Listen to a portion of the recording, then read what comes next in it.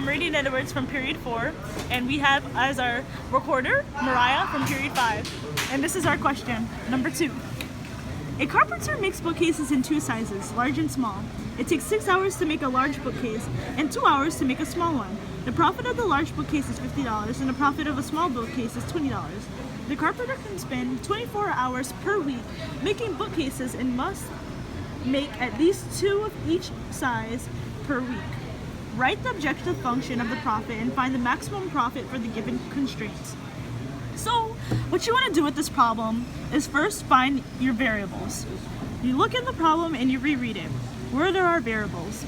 The first variable for x would be the number of large bookcases. So you write x is the number of large bookcases.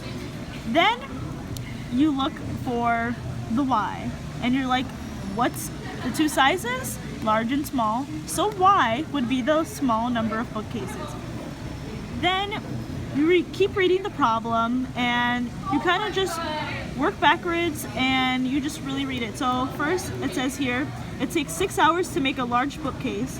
So 6 in corresponded with x would be 6x plus, and 2 hours to make a small one, which would be 2y.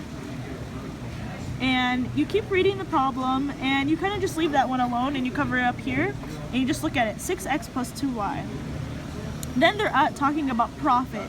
Now profit is what you're really going to use to plug into the graph. So P equals $50, which is the large bookcase, plus x, plus the profit of the small bookcase, which is 20y. And you have 50x plus 20y. Then you keep reading along the problem and you have 24 hours per week. So you take this and you make it less than or equal to 24, and you put this in y equals mx plus b form, and you get y is less than or equal to negative 3x plus 12, and 2y is less than or equal to negative 6x plus 24.